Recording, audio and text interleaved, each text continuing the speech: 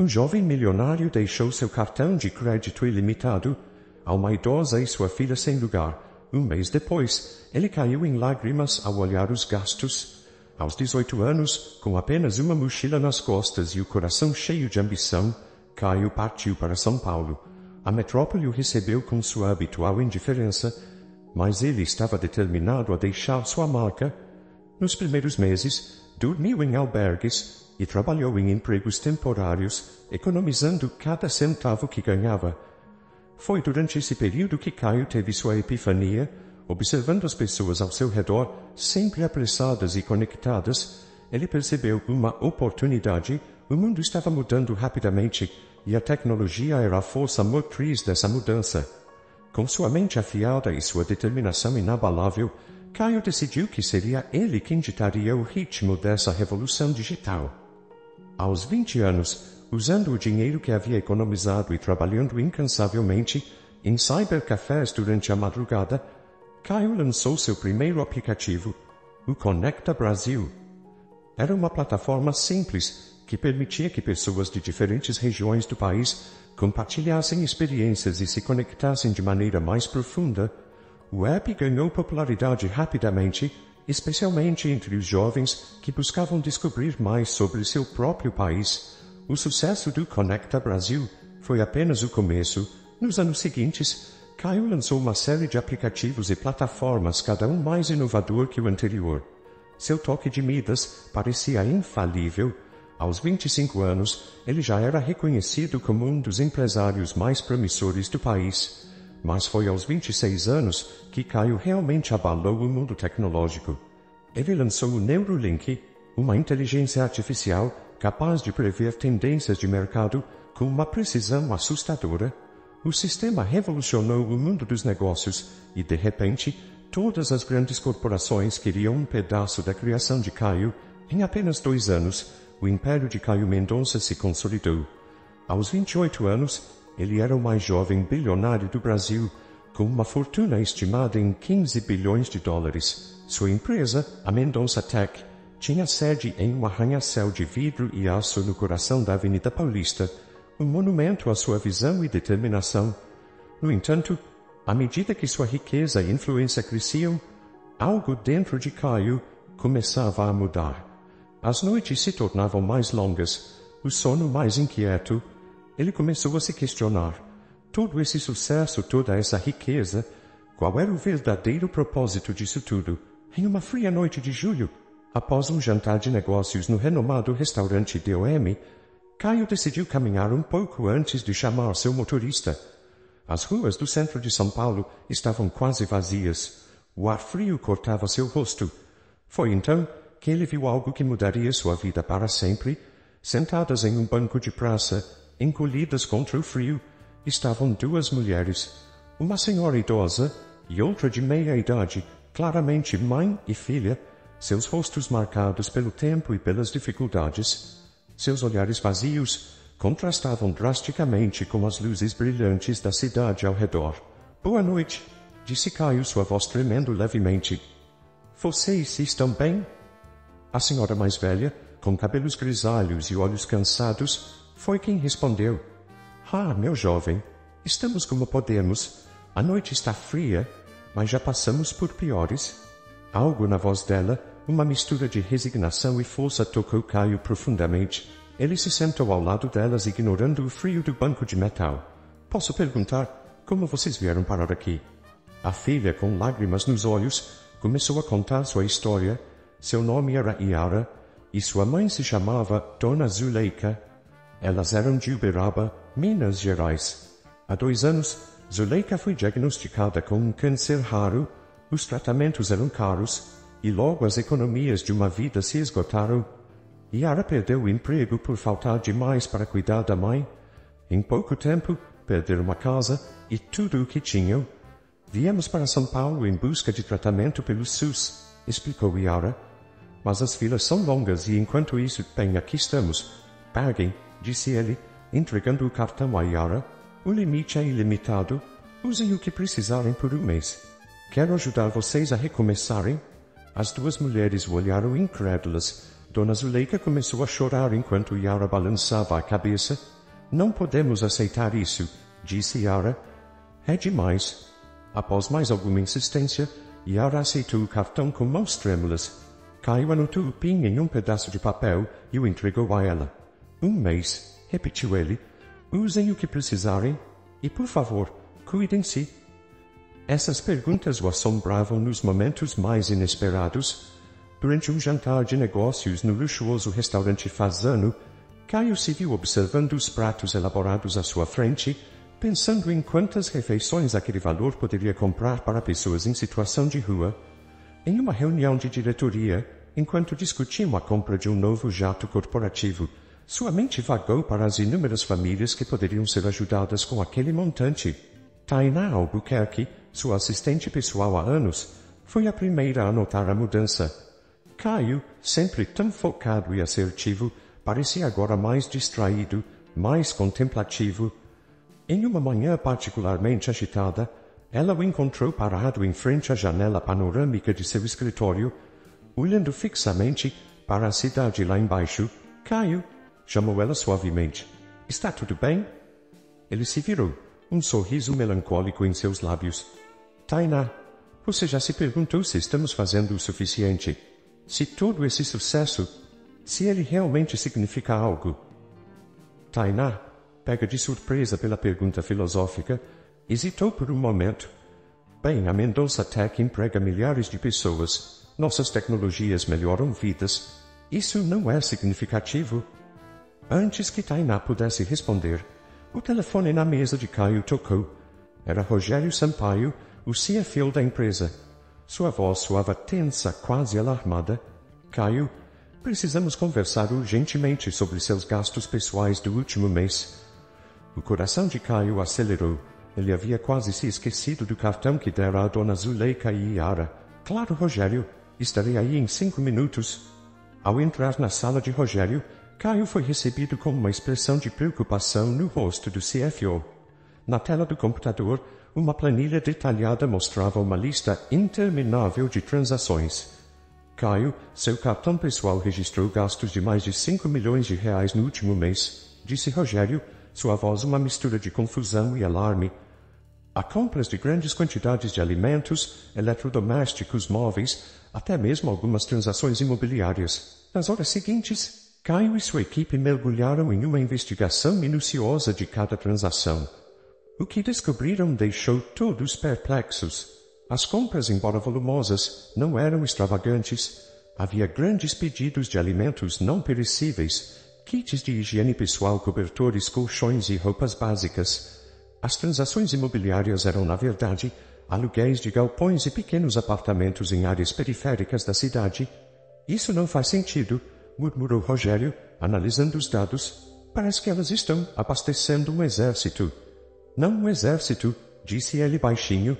Elas estão ajudando pessoas, muitas pessoas. A realização o atingiu como um raio. Dona Zuleika e Yara não haviam usado o dinheiro para si mesmas. Elas estavam usando para ajudar outros em situação semelhante à delas. Sem pensar 2 vezes, Caio se levantou. Preciso ver isso com meus próprios olhos, anunciou ele. Ver o quê? Perguntou Rogério confuso. O que elas fizeram com o dinheiro? Respondeu Caio, já se dirigindo à porta. Tainá, cancele meus compromissos para o resto do dia. Rogério, preciso que você venha comigo. Enquanto deixavam o edifício da Mendonça Tech, Caio sentia uma mistura de ansiedade e excitação. Ele não sabia exatamente o que encontraria, mas algo lhe dizia que estava prestes a testemunhar algo extraordinário. O motorista os levou para um bairro na periferia de São Paulo, seguindo o endereço de uma das maiores transações. À medida que se afastavam do centro financeiro, o contraste se tornava cada vez mais evidente. Os arranha-céus deram lugar a construções mais simples. As ruas largas se transformaram em vielas estreitas. Finalmente, chegaram a um grande galpão. Por lado de fora nada indicava o que poderia estar acontecendo ali dentro. Caio e Rogério trocaram olhares apreensivos antes de se aproximarem da entrada. Ali, diante deles, estava Yara. Seus olhos se arregalaram ao reconhecer Caio. Você? Ela sussurrou claramente surpresa, Yara hesitou por um momento, então abriu mais a porta. Por favor, entrem, disse ela. Sua voz uma mistura de orgulho e apreensão. Ao entrarem no galpão, Caio e Rogério ficaram boquiabertos. O espaço, que parecia abandonado por fora, estava completamente transformado por dentro. Fileiras organizadas de camas ocupavam grande parte do local, cada uma com lençóis limpos e um cobertor dobrado aos pés. Em um canto, uma cozinha industrial reluzente emanava o aroma de comida recém-preparada. Do outro lado, banheiros limpos e chuveiros recém-instalados brilhavam sob a luz fluorescente. Mas o que mais impressionou Caio não foi a estrutura, e sim as pessoas. Dezenas de rostos se viraram para olhá-los. Homens, mulheres, crianças, idosos. Alguns estavam sentados em suas camas, outros ajudavam na cozinha ou organizavam doações. Todos pareciam ter um propósito, uma dignidade que contrastava fortemente com a imagem que Caio tinha da população em situação de rua. Bem-vindos ao Abrigo Esperança, disse uma voz familiar. Dona Zuleika se aproximou apoiada em uma bengala, mas com um sorriso radiante no rosto. Não esperávamos sua visita tão cedo, Sr. Mendonça. Yara assentiu, seus olhos brilhando de orgulho. Quando nos deu aquele cartão, Sr. Mendonça, decidimos que não poderíamos usar todo aquele dinheiro apenas para nós. Havia tantas pessoas precisando de ajuda. Começamos pequeno, continuou Dona Zuleika. Compramos comida e cobertores para distribuir, mas logo percebemos que poderíamos fazer muito mais. Enquanto caminhavam pelo galpão, Yara e Dona Zuleika explicavam cada detalhe do projeto. O Abrigo Esperança não era apenas um lugar para dormir. Oferecia 3 refeições por dia, assistência médica básica, aulas de alfabetização e até mesmo cursos profissionalizantes. Ali, apontou Yara para uma sala com computadores. Temos aulas de informática. Muitos já conseguiram empregos graças a isso. Dona Zuleika sorriu. Ah, meu jovem, eu posso ser velha, mas passei a vida inteira administrando uma pequena mercearia em Uberaba. Sei como fazer o dinheiro render. E não é só isso, disse Yara guiando-os para fora do galpão. Venham ver. Eles caminharam por algumas quadras até chegarem a um pequeno prédio. Dentro havia vários apartamentos simples, mas limpos e bem equipados. Aqui, explicou Yara, oferecemos moradia temporária para famílias. Eles podem ficar por até 6 meses, tempo suficiente para se reerguerem e encontrarem um trabalho estável. Voltando ao galpão principal, Caio notou algo que havia escapado à sua atenção inicialmente. Em um canto discreto havia uma pequena área médica. Uma mulher de jaleco atendia pacientes. Doutora Jurema, chamou Dona Zuleika. Venha conhecer nosso benfeitor. A médica se aproximou e Caio notou imediatamente seus olhos cansados, mas gentis. Doutor Mendonça, ela cumprimentou. É um prazer conhecê-lo. Seu apoio tem sido inestimável. Dona Zuleika interveio. A doutora Jurema é quem está cuidando do meu tratamento, Caio. Quando soube da nossa situação, ela se ofereceu para ajudar aqui no abrigo também. A médica sorriu. É o mínimo que posso fazer. Tantas pessoas aqui nunca tiveram acesso a cuidados básicos de saúde. Estamos fazendo exames, tratamentos simples, encaminhamentos. A pergunta pairou no ar pesada. Yara e Dona Zuleika trocaram olhares preocupados. Tudo o que haviam construído em um mês poderia desaparecer, Rogério, disse ele, sua voz firme e decidida. Quero que transfira 100 milhões para uma nova conta. Vamos estabelecer uma fundação para manter e expandir o Abrigo Esperança. O silêncio que se seguiu foi ensurdecedor. Yara levou as mãos à boca, lágrimas brotando em seus olhos. Dona Zuleika se apoiou mais forte em sua bengala, como se temesse cair. Caio, começou Rogério, sua voz trêmula. Tem certeza? Isso é exatamente o que devemos fazer, interrompeu Caio. Ele se virou para Yara e Dona Zuleika. Vocês duas fizeram mais com 5 milhões em um mês do que eu fiz com bilhões em anos. Quero aprender com vocês. Quero fazer parte disso. As lágrimas agora corriam livremente pelo rosto de Yara. Dona Zuleika, normalmente tão composta, soluçava abertamente. Mas não é só isso, continuou Caio, sentindo uma energia que não sentia há anos. quero usar a Mendonça Tech para ajudar. Podemos criar um programa de estágios para os moradores, desenvolver aplicativos para ajudar na gestão de abrigos, usar nossa tecnologia para conectar pessoas em situação de rua com oportunidades de emprego. À medida que Caio falava, era como se uma comporta tivesse se aberto. Ideias fluíam, planos se formavam. Rogério, inicialmente cético, começou a fazer anotações furiosamente em seu tablet. Doutora, Jurema se aproximou, seus olhos brilhando. Senhor, Mendonça, com esse tipo de apoio, poderíamos expandir nossa área médica, talvez até abrir uma clínica comunitária. As próximas horas passaram em um turbilhão de discussões, planos e sonhos. Moradores do abrigo se juntaram à conversa, compartilhando suas histórias e ideias. Caio ouviu cada uma delas, maravilhado com a resiliência e criatividade daquelas pessoas que a sociedade muitas vezes ignorava. Quando finalmente deixaram o abrigo Esperança naquela noite, Caio se sentia transformado. O peso da responsabilidade de sua riqueza, que por tanto tempo o havia oprimido sem que ele percebesse, agora parecia leve e cheio de propósito. No carro voltando para o centro de São Paulo, Rogério olhou para Caio. Sabe, disse ele lentamente, quando você me contou sobre ter dado seu cartão a 2 desconhecidas, pensei que tinha perdido a cabeça. Agora, acho que foi a coisa mais sábia que você já fez. Rogério, disse ele suavemente, acho que finalmente entendi o verdadeiro poder do dinheiro. Não é sobre o que podemos comprar para nós mesmos, mas sobre as vidas que podemos transformar. Enquanto o carro avançava pela noite, Caio sabia que sua jornada estava apenas começando. O abrigo Esperança era só o começo. Com os recursos da Mendonça Tech e a sabedoria de pessoas como Dona Zuleika e Yara, as possibilidades eram infinitas. Naquela noite, pela primeira vez em anos, Caio Mendonça dormiu profundamente, seu coração leve e cheio de esperança para o futuro. Os meses que se seguiram à descoberta do abrigo Esperança foram de intensa atividade para Caio Mendonça.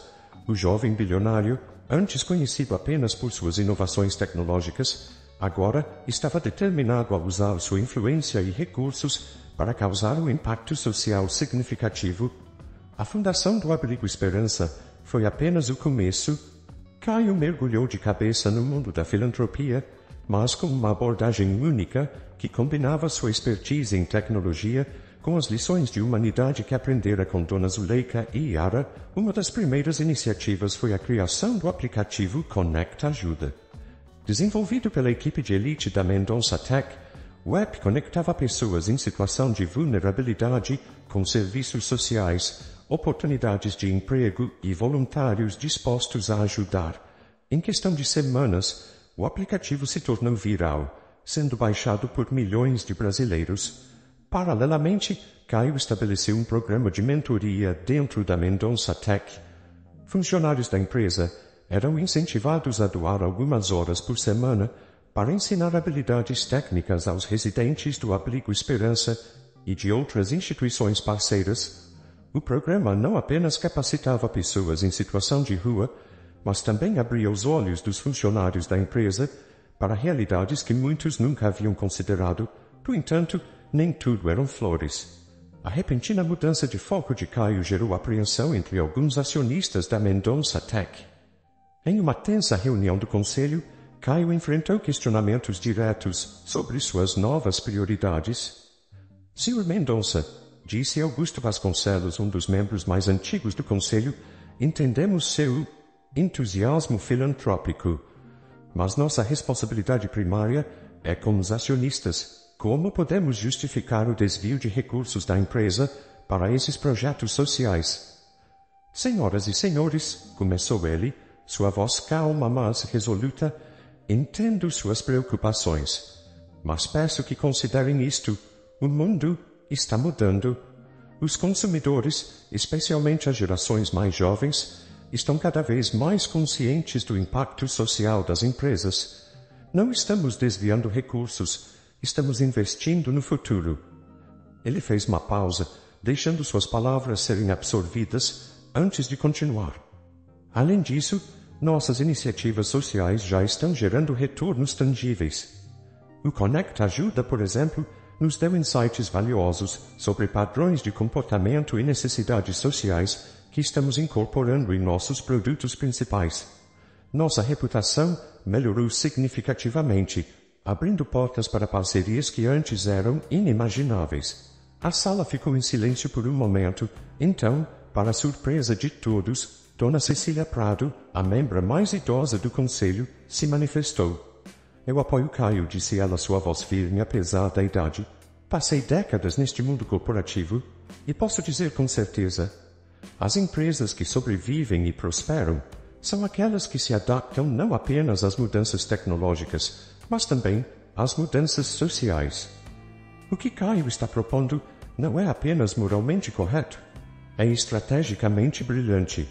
O apoio de Dona Cecília foi um ponto de virada. Aos poucos, outros membros do conselho começaram a ver o potencial das iniciativas de Caio. Ao final da reunião, ele não apenas havia mantido seu curso, mas também garantido mais recursos para expandir seus projetos sociais. Enquanto isso, no Abrigo Esperança, as mudanças eram ainda mais profundas. Com o apoio contínuo de Caio e os recursos da Fundação, o que começou como um único galpão transformado agora era um complexo de prédios, cada um dedicado a um aspecto diferente de apoio à população em situação de rua. Yara, que inicialmente se sentia overwhelmed com a magnitude do projeto, revelou-se uma líder nata. Ela coordenava uma equipe crescente de funcionários e voluntários, sempre mantendo o foco na dignidade e no empoderamento dos residentes. Dona Zuleika, por sua vez, tornou-se uma espécie de avó para todos no abrigo. Sua sabedoria e compaixão eram um bálsamo para aqueles que chegavam quebrados e desesperançados. Ela também se tornou uma voz respeitada em debates sobre políticas públicas para pessoas em situação de rua, frequentemente convidada para falar em audiências na Câmara Municipal e na Assembleia Legislativa. Um dia, enquanto Caio visitava o Abrigo Esperança para uma reunião de acompanhamento, ele notou um homem de meia-idade sentado em um banco no jardim recém-construído. O homem olhava fixamente para um laptop, digitando furiosamente. O homem olhou para cima, surpreso. Reconhecendo Caio, ele sorriu. Senhor Mendonça, que honra! Então não está interrompendo. Na verdade, estou trabalhando em algo que gostaria muito de lhe mostrar.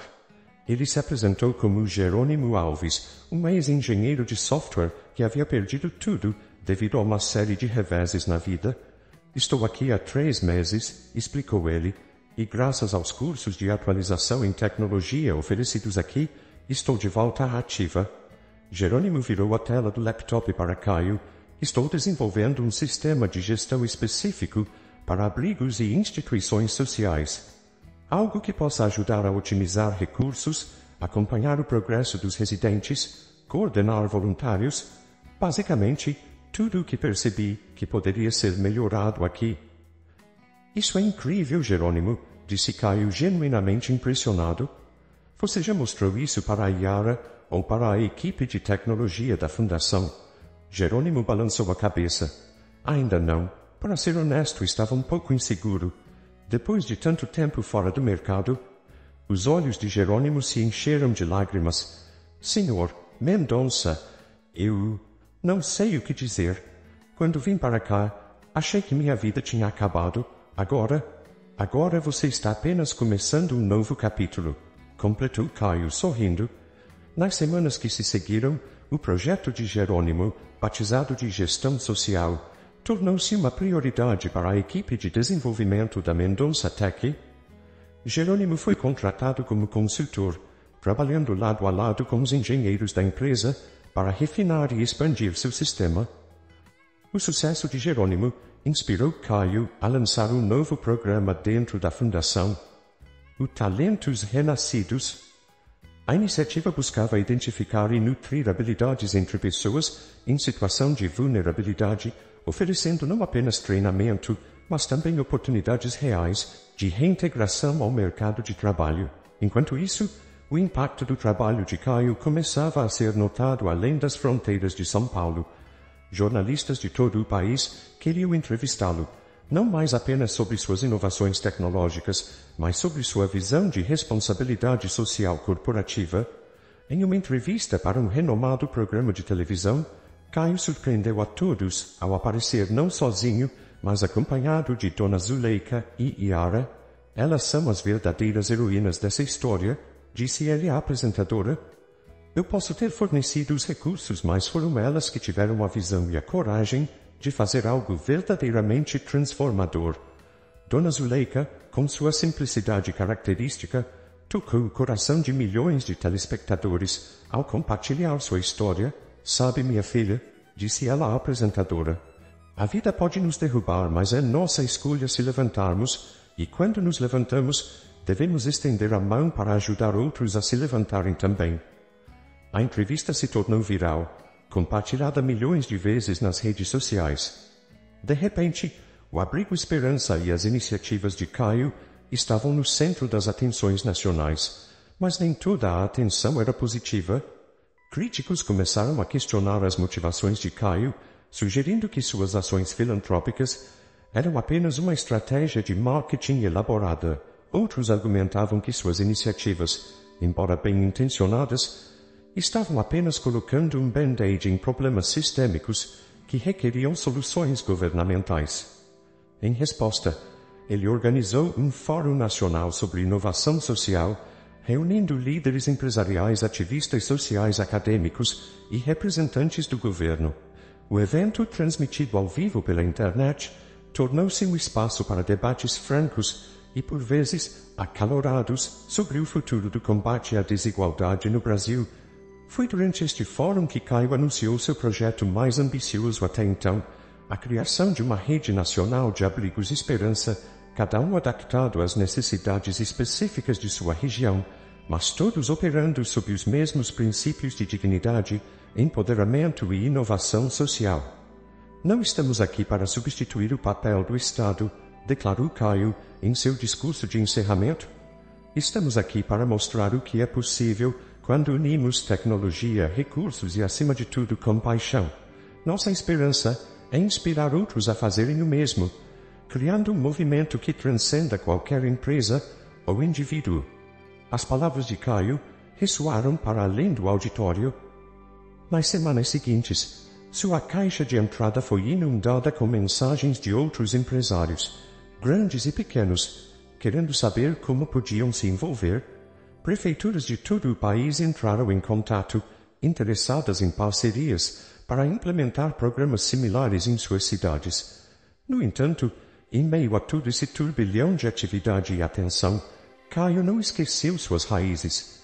Ele continuava visitando regularmente o Abrigo Esperança original, conversando com os residentes, ouvindo suas histórias e ideias. Foi durante uma dessas visitas que ele conheceu Marina Santos, uma jovem de 19 anos que havia chegado ao abrigo 6 meses antes, fugindo de uma situação de abuso doméstico.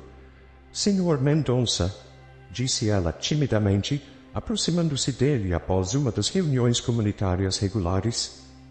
Eu queria agradecer, não apenas pelo abrigo, mas pela oportunidade de sonhar novamente. Eu sempre quis ser cientista, continuou Marina, seus olhos brilhando, mas achava que era um sonho impossível para alguém como eu. Agora, com as aulas de reforço e o programa de bolsas de estudo da Fundação, vou começar a faculdade de Biologia no próximo semestre. Marina, disse ele, segurando as mãos da jovem, você é o futuro que estamos construindo. Não deixe ninguém dizer que seus sonhos são impossíveis. Naquela noite, voltando para casa, Caio refletiu sobre o quanto sua vida havia mudado em tão pouco tempo. De um jovem bilionário focado apenas em acumular mais riqueza, ele se transformara em um catalisador de mudanças sociais, mas ele sabia que a jornada estava longe de terminar. Havia ainda muito a ser feito, muitos desafios a serem enfrentados, e enquanto olhava pela janela de seu carro, observando as luzes de São Paulo, Caio Mendonça fez uma promessa silenciosa a si mesmo. Ele não descansaria até que cada pessoa, não importa sua origem ou circunstância, tivesse a oportunidade de sonhar e realizar seu potencial. O sucesso das iniciativas de Caio Mendonça e a expansão da rede de abrigos Esperança por todo o Brasil não passaram despercebidos. Enquanto muitos celebravam o impacto positivo na vida de milhares de pessoas, outros viam a crescente influência de Caio com desconfiança e até mesmo como uma ameaça. Em uma manhã de outono, Caio foi surpreendido por uma ligação urgente de Rogério, seu CFO. A voz normalmente calma de Rogério soava tensa e preocupada. Caio, precisamos conversar agora. Minutos depois, Rogério entrou no escritório de Caio, acompanhado por doutora Elisa Fontes, a advogada-chefe da Mendonça Tech. Seus rostos graves indicavam que algo sério estava acontecendo. O que houve? Perguntou Caio, sentindo um nó no estômago. Doutora Elisa interveio. Sabemos disso, Caio, mas a rapidez com que expandimos nossas operações sociais, os grandes volumes de dinheiro movimentados, isso levantou suspeitas em alguns círculos. Mas por quê? Por que agora? Questionou Caio. Sua mente correndo para entender a situação. Temos razões para acreditar que isso pode ser politicamente motivado. Seu trabalho tem ganhado muita visibilidade, Caio, explicou Elisa. Você está efetivamente fazendo o que muitos políticos prometeram, mas nunca entregaram.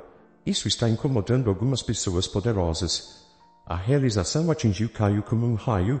Seu trabalho filantrópico que ele via como político havia inadvertidamente o colocado no centro de um jogo de poder muito maior. Nos dias que se seguiram, a notícia da investigação vazou para a imprensa. De repente, Caio se viu no centro de uma tempestade midiática. Jornais, programas de TV e redes sociais fervilhavam com especulações e teorias conspiratórias. Alguns o defendiam como um herói moderno, um empresário que finalmente usava seu poder para o bem comum. Outros o pintavam como um oportunista, acusando-o de usar a filantropia como um escudo para práticas empresariais questionáveis. O impacto foi imediato e severo. Parceiros comerciais começaram a se distanciar, temendo serem associados ao escândalo. Algumas prefeituras suspenderam temporariamente suas parcerias com os abrigos Esperança, citando a necessidade de cautela diante das investigações em curso. No meio desse turbilhão, Caio recebeu uma ligação inesperada. Era Dona Zuleika. Meu filho, disse ela, sua voz tranquila como sempre. Não deixe que isso o abale. Lembre-se do porquê começamos tudo isso. As palavras de Dona Zuleika foram um bálsamo para o espírito atribulado de Caio. Ele percebeu que, em meio à crise, havia se esquecido do que realmente importava, as vidas que estavam sendo transformadas. Determinado a não se deixar intimidar, Caio decidiu enfrentar as acusações de frente. Ele convocou uma coletiva de imprensa, onde, ao lado de Dona Zuleika, Yara e representantes dos diversos abrigos Esperança espalhados pelo país, apresentou dados detalhados sobre o impacto de seu trabalho. Não tenho nada a esconder, declarou ele firmemente. Cada centavo investido em nossos projetos sociais está documentado e foi usado para melhorar vidas reais. Se isso incomoda alguns, talvez devêssemos questionar por que ajudar os mais vulneráveis é visto como uma ameaça. A coletiva de imprensa foi um ponto de virada. A transparência e a paixão com que Caio e sua equipe apresentaram seu trabalho começaram a mudar a narrativa pública. Mas o verdadeiro golpe contra as acusações veio de uma fonte inesperada. Jerônimo Alves, o ex-morador de rua que havia desenvolvido o sistema gestão social, organizou um movimento online chamado Eu Sou Esperança. Através de vídeos emocionantes e posts nas redes sociais, pessoas cujas vidas haviam sido transformadas pelos abrigos Esperança começaram a compartilhar suas histórias. Marina Santos, agora no primeiro semestre de Biologia, foi uma das primeiras a se manifestar. Sem o abrigo Esperança e o apoio da Fundação do Sr. Mendonça, eu provavelmente estaria morta ou nas ruas. Ela declarou em um vídeo que se tornou viral. Não deixem que jogos políticos destruam algo que está salvando vidas. O movimento Chama Eu Sou Esperança ganhou força rapidamente, tornando-se trending topic nacional. Celebridades, influenciadores e até mesmo alguns políticos começaram a se manifestar em apoio a Caio e seu trabalho. No entanto, A batalha estava longe de terminar.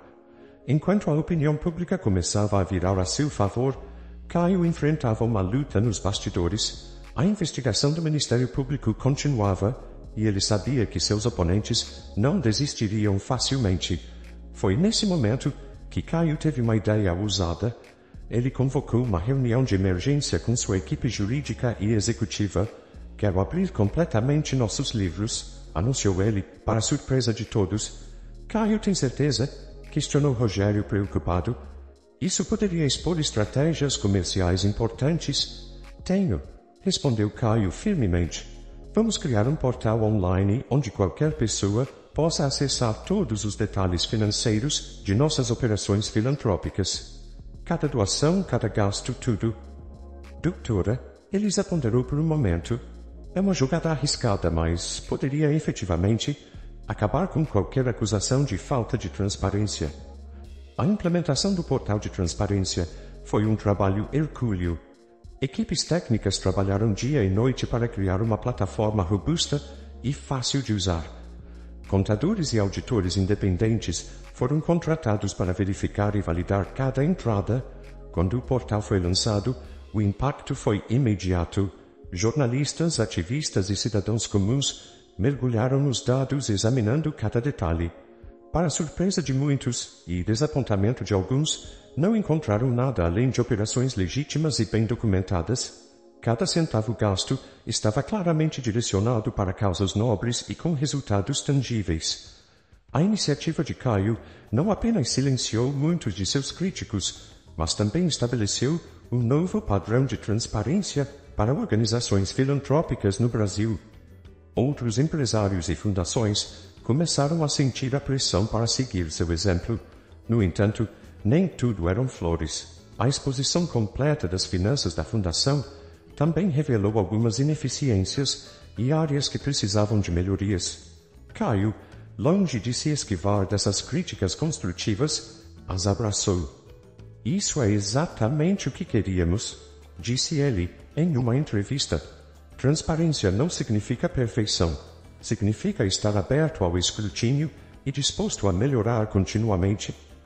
Enquanto a tempestade midiática começava a se acalmar, Caio enfrentava um novo desafio: manter o moral de sua equipe e dos beneficiários dos abrigos Esperança. Muitos estavam abalados pelo escândalo e temiam pelo futuro do projeto. Foi nesse momento que Yara provou mais uma vez seu valor inestimável. Ela organizou uma série de encontros nos abrigos, reunindo residentes, funcionários e voluntários. "Olhem para as pessoas ao seu redor", ela dizia em cada reunião. "Cada um de vocês é a prova viva de que o que estamos fazendo importa. Não importa o que digam lá fora, o que fazemos aqui é real e está mudando vidas." Suas palavras tiveram um efeito galvanizador. Em vez de se sentirem vitimizados pela controvérsia, as pessoas envolvidas com os abrigos Esperança se uniram com uma determinação renovada. Enquanto isso, a investigação do Ministério Público continuava. Caio e sua equipe cooperavam plenamente, fornecendo toda a documentação solicitada. Semanas se transformaram em meses, e a tensão da espera começou a pesar sobre todos. Foi durante esse período que Caio descobriu uma força interior que não sabia que possuía. Apesar da pressão constante e do escrutínio implacável, ele se manteve firme em sua missão. Suas visitas aos abrigos se tornaram mais frequentes e ele fazia questão de conversar pessoalmente com os residentes, ouvindo suas histórias e preocupações. Uma dessas conversas em particular ficou gravada em sua memória. Era com seu Antônio, um senhor de 67 anos que havia chegado ao abrigo há apenas algumas semanas, após perder tudo em um incêndio. "Sabe, seu Caio", disse Antônio, seus olhos cansados, mas cheios de gratidão, "eu já não acreditava mais em nada nem ninguém. Achava que ia morrer na rua esquecido, mas aqui eu encontrei mais que um teto. Encontrei esperança de novo." Palavras como essas eram o combustível que mantinha Caio seguindo em frente, mesmo nos dias mais difíceis. Finalmente, após meses de investigação, o Ministério Público anunciou suas conclusões. Em uma coletiva de imprensa que atraiu a atenção de todo o país, o procurador-chefe do caso, Dr. Renato Almeida, fez seu pronunciamento. Após uma investigação minuciosa e exaustiva, não encontramos evidências de qualquer irregularidade nas operações da Fundação Mendonça ou nos abrigos Esperança. Pelo contrário, o que descobrimos foi um exemplo notável de filantropia eficiente e transparente. A notícia foi recebida com júbilo nos abrigos Esperança e na sede da Mendonça Tech. Funcionários se abraçavam, alguns chorando de alívio. Nas redes sociais, a hashtag "No Caio Inocentado" se tornou trending topic em questão de minutos. Estamos, é claro, aliviados e satisfeitos com as conclusões da investigação, mas nossa verdadeira vitória não é a absolvição legal, e sim o impacto que continuamos a ter na vida de milhares de brasileiros. Nosso trabalho está longe de terminar. Nos dias que se seguiram, Caio foi inundado de mensagens de apoio. Parceiros comerciais que haviam se afastado durante a controvérsia agora corriam para restabelecer laços. Políticos que antes o criticavam agora buscavam associar-se a ele e seu trabalho. No entanto, a experiência havia mudado Caio profundamente. Ele se tornara mais cauteloso, mais consciente do terreno político em que inadvertidamente havia entrado, mas também estava mais determinado do que nunca a expandir seu trabalho. Em uma reunião com sua equipe executiva, Caio apresentou sua visão para o futuro. A crise que enfrentamos nos mostrou duas coisas, disse ele. Primeiro, que nosso trabalho é mais necessário e impactante do que jamais imaginamos. Segundo, que precisamos ser ainda mais inteligentes e estratégicos em nossa abordagem.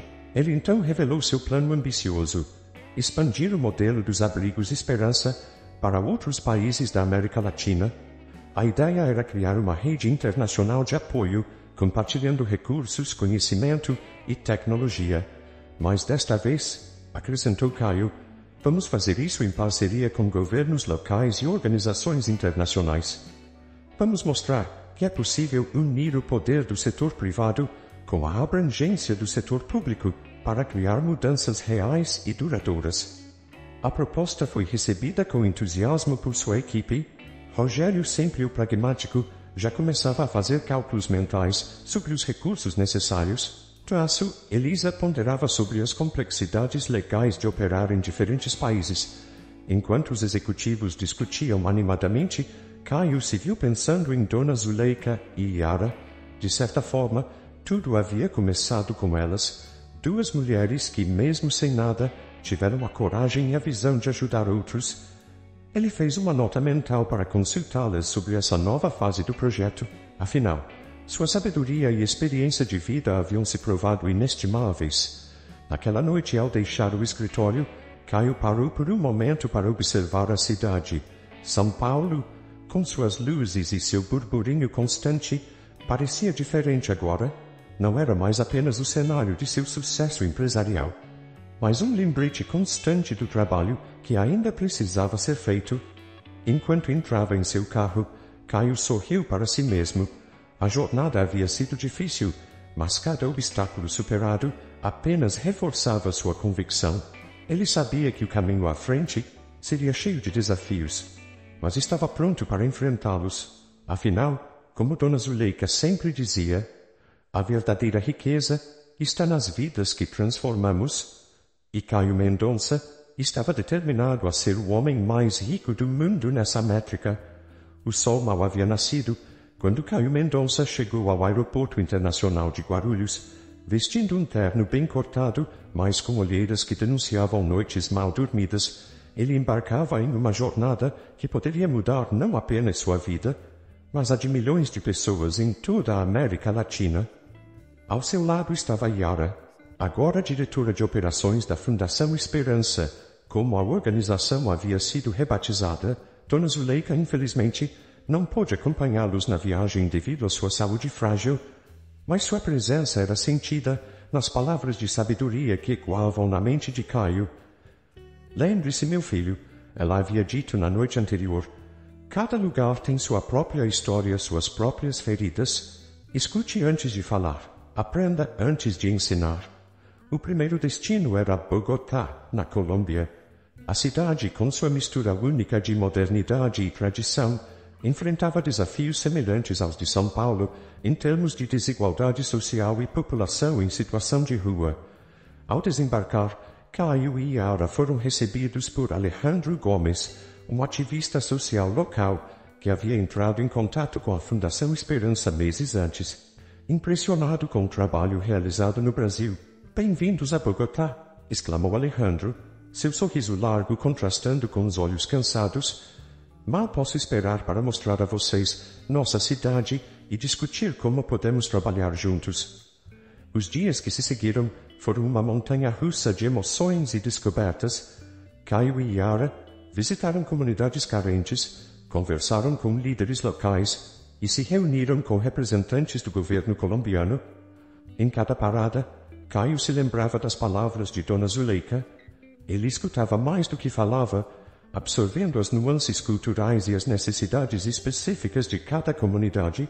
Uma visita particularmente impactante foi a um bairro conhecido como Ciudad Bolívar, uma das áreas mais pobres e densamente povoadas de Bogotá. Ali, Caio conheceu Maria Valência, uma mulher de meia-idade que sozinha havia transformado sua pequena casa em um refúgio para crianças de rua.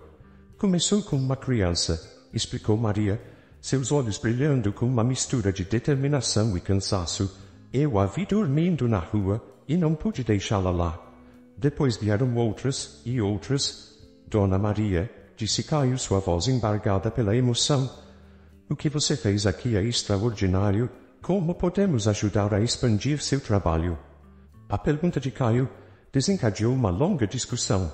Maria falou sobre a necessidade de mais espaço, de recursos educacionais, de assistência médica para as crianças, mas, acima de tudo, ela enfatizou a importância de manter a abordagem personalizada e amorosa que havia feito seu projeto ter sucesso.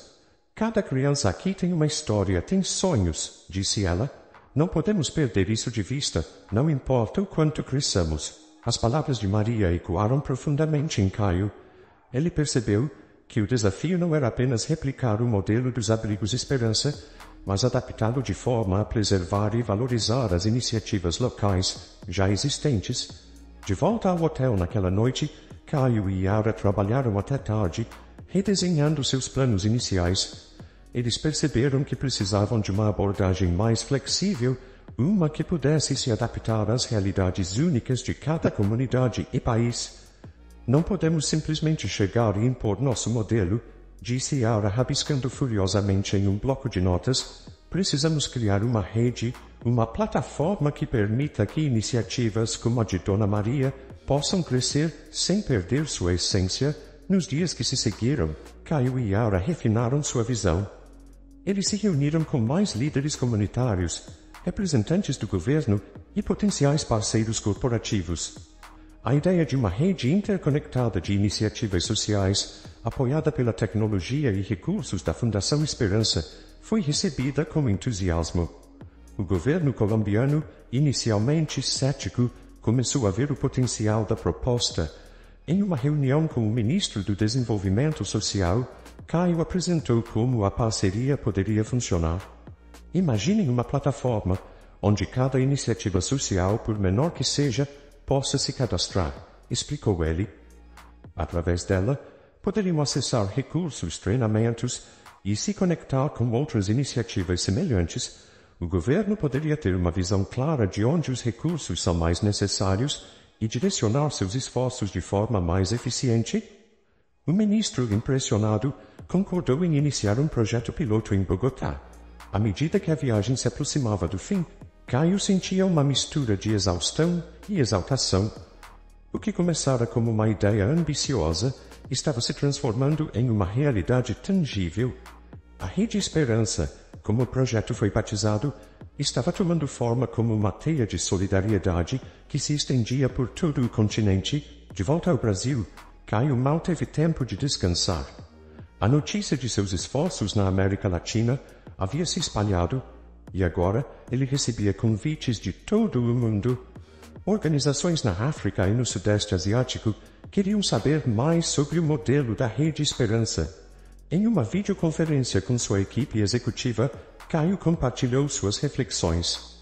"O que descobrimos nessa jornada", disse ele, é que a verdadeira inovação social não está em impor soluções de cima para baixo, mas em criar plataformas que permitam que soluções orgânicas floresçam e se conectem.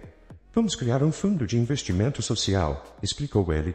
Convidaremos outras empresas e indivíduos de alto poder aquisitivo a investir. Mas, diferente de fundos tradicionais, o retorno aqui será medido não apenas em dinheiro, mas em impacto social tangível. A ideia era ousada. Caio propôs um modelo onde os investidores receberiam relatórios detalhados sobre o impacto de seus investimentos, número de vidas transformadas, melhorias em indicadores sociais e até mesmo o impacto econômico a longo prazo nas comunidades beneficiadas. E para tornar isso ainda mais atrativo, continuou Caio, seus olhos brilhando com entusiasmo, vamos usar a tecnologia blockchain para criar tokens de impacto social. Cada token representará uma unidade de impacto positivo, algo que os investidores poderão acompanhar em tempo real e até mesmo trocar entre si. A equipe ficou em silêncio por um momento, processando a magnitude da proposta. Foi a doutora Elisa quem falou primeiro. Caio, isso é revolucionário, mas também extremamente complexo do ponto de vista legal e regulatório. Estaremos navegando em águas desconhecidas. Nos meses que se seguiram, a Mendonça Tech e a Fundação Esperança trabalharam incansavelmente para dar vida a essa visão. Caio recrutou alguns dos melhores talentos do mundo em suas respectivas áreas. Entre eles estava Dr. Amina Okonkwo, uma renomada economista nigeriana especializada em desenvolvimento sustentável, e Hiroshi Tanaka, um pioneiro em tecnologia blockchain do Japão. O lançamento do Fundo Esperança, como foi chamado, atraiu atenção global. A combinação de impacto social mensurável com inovação tecnológica capturou a imaginação de investidores e filantropos ao redor do mundo. No entanto, nem tudo eram flores. Críticos argumentavam que o modelo poderia levar à comoditização do bem social, transformando a ajuda humanitária em mais um produto financeiro.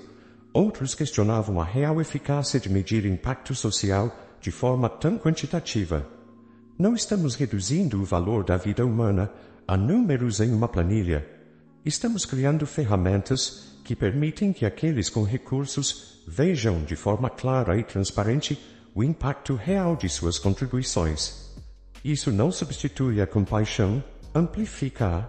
Enquanto o debate continuava nos círculos acadêmicos e midiáticos, no terreno, os resultados começavam a aparecer. A Rede Esperança, alimentada pelos recursos do fundo, expandia-se rapidamente.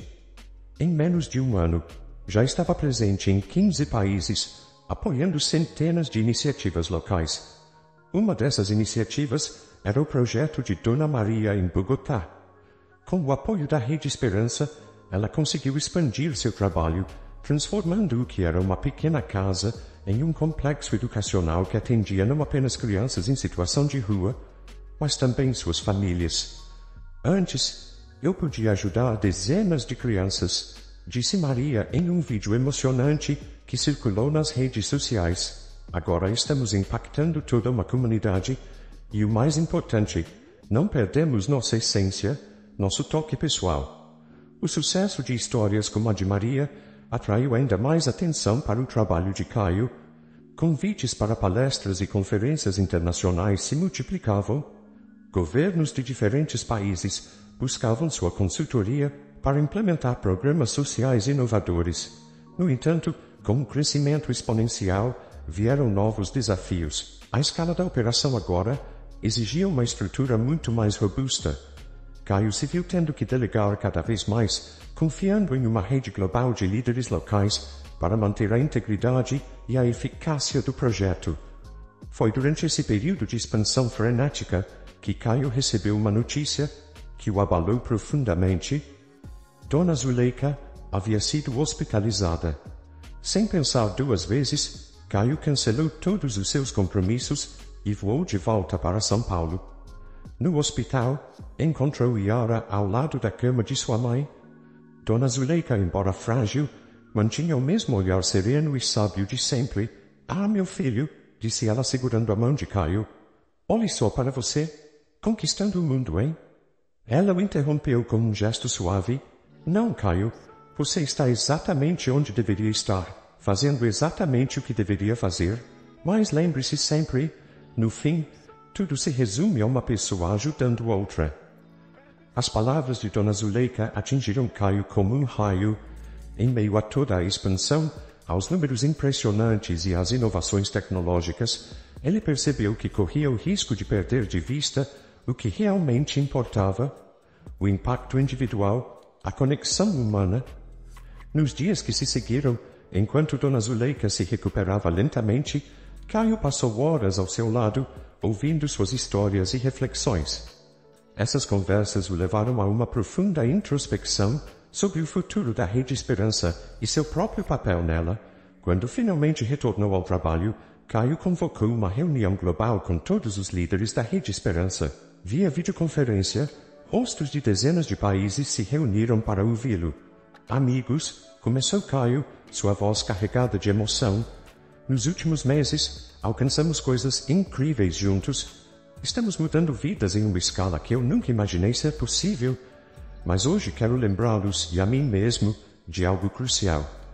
Cada número em nossos relatórios representa uma pessoa real, com sonhos, medos e potencial infinito. Ele fez uma pausa, deixando suas palavras serem absorvidas antes de continuar. A partir de hoje quero que implementemos uma nova iniciativa, chamo-a de Conexão Esperança.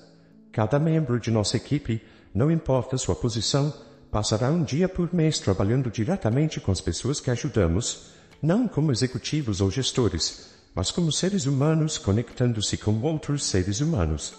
A proposta foi recebida com um misto de surpresa e entusiasmo. Alguns questionaram a praticidade da ideia, considerando a escala das operações.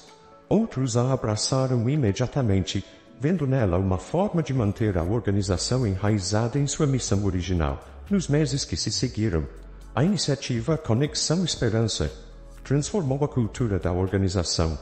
Executivos de alto escalão se viram servindo refeições em abrigos, ensinando em programas de alfabetização, ouvindo histórias de vida que os lembravam do porquê haviam se juntado à causa em primeiro lugar. O impacto foi profundo. As decisões estratégicas, antes baseadas principalmente em dados e projeções, agora eram influenciadas por experiências pessoais e insights obtidos diretamente do campo. A Rede Esperança, já conhecida por sua inovação, agora se destacava também por sua abordagem profundamente humana. Para Caio, essa nova fase trouxe um senso renovado de propósito. Ele se viu ansioso por seus dias de Conexão Esperança, muitas vezes retornando deles com novas ideias e uma energia renovada. Foi durante um desses dias, enquanto ajudava em um programa de capacitação profissional em uma favela de São Paulo, que Caio teve um encontro que mudaria mais uma vez o rumo de sua jornada. Ele estava ajudando a montar computadores doados para um laboratório de informática, quando notou um jovem de cerca de 17 anos, que parecia particularmente frustrado com uma máquina. "Posso ajudar?" Caio perguntou aproximando-se. O jovem olhou para cima, seus olhos inicialmente desconfiados, mas logo se suavizando.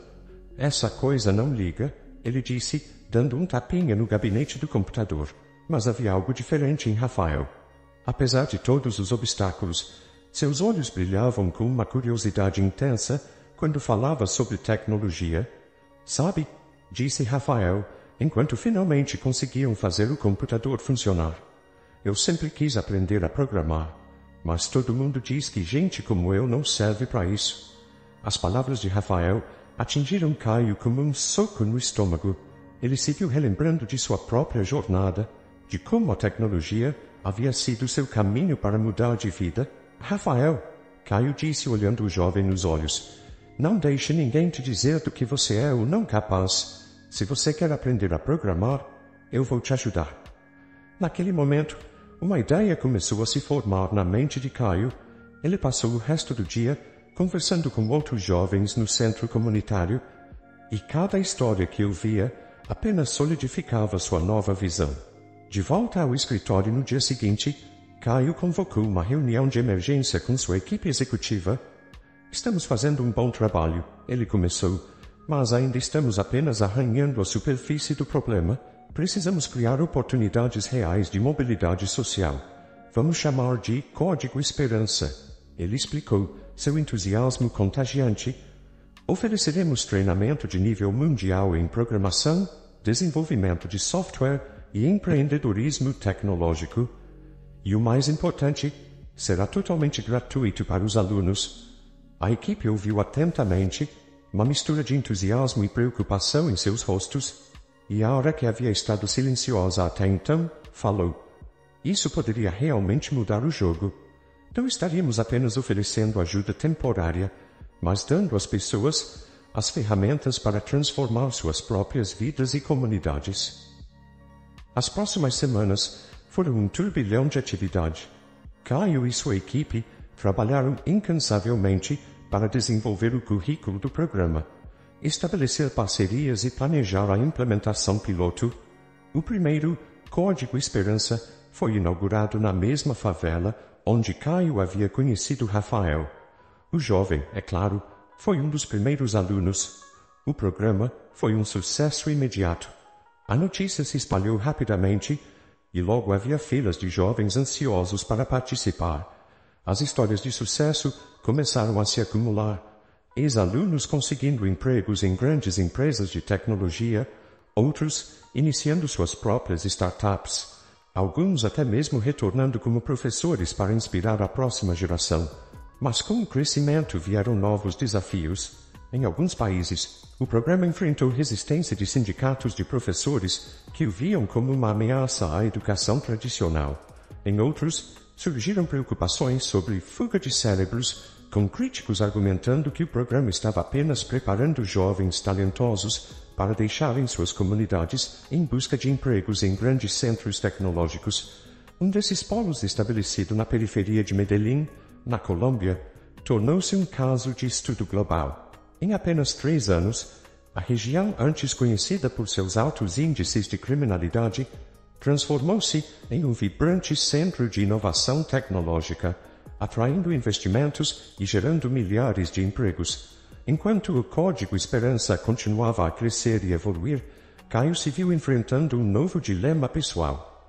O sucesso do programa havia chamado a atenção da comunidade internacional, e ele começou a receber convites para assumir papéis de liderança em organizações globais. A Organização das Nações Unidas o convidou para liderar uma nova iniciativa focada em usar a tecnologia para atingir os objetivos de desenvolvimento sustentável. Ao mesmo tempo, um consórcio de países europeus o queria como consultor-chefe para um ambicioso projeto de transformação digital de seus sistemas de bem-estar social. Essas oportunidades eram tentadoras. Elas ofereciam a Caio a chance de impactar políticas globais e influenciar a direção do desenvolvimento social em escala mundial.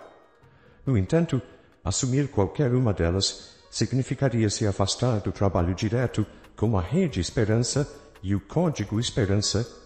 Buscando clareza, Caio decidiu fazer algo que não fazia há muito tempo: tirar um tempo para si mesmo. Ele informou sua equipe que estaria inacessível por uma semana e partiu para Pirenópolis, sua cidade natal. Lá, caminhando pelas ruas de paralelepípedos e sentando-se à sombra das mesmas árvores de sua infância, Caio refletiu sobre sua jornada. Ele pensou no jovem ambicioso que uma vez fora, no império tecnológico que construiu e na transformação pessoal que experimentou desde aquela noite fatídica quando encontrou Dona Zuleika e Yara. Foi durante esses dias de reflexão que Caio teve uma epifania. Ele percebeu que sua verdadeira força não estava em ser o rosto público de uma causa ou o líder de uma organização global. Sua paixão e seu talento residiam em criar sistemas e estruturas que permitissem que outros realizassem seu potencial. Quando Caio retornou a São Paulo, a cidade parecia diferente. Não eram as ruas ou os edifícios que haviam mudado, mas sua perspectiva. Cada esquina, cada praça, cada pessoa que passava, carregava agora um potencial que ele via com uma clareza renovada. Nos últimos dias, tive a oportunidade de refletir profundamente sobre nosso trabalho e sobre meu papel nele, disse ele, sua voz calma, mas carregada de emoção, recebi convites para liderar iniciativas globais, para ser a voz da mudança em níveis que nunca imaginei alcançar. Ele fez uma pausa, notando a tensão nos rostos ao seu redor. Mas percebi algo crucial. Continuou. Meu lugar não é nos holofotes globais ou nos corredores do poder. Minha verdadeira força, nossa verdadeira força, está aqui no trabalho que fazemos juntos, nas vidas que transformamos uma de cada vez. Um suspiro coletivo de alívio percorreu a sala. Yara, sentada à direita de Caio, não conseguiu conter um sorriso. No entanto, Caio prosseguiu. Isso não significa que vamos ficar parados. Pelo contrário, é hora de expandirmos nossa visão de uma forma que ninguém espera.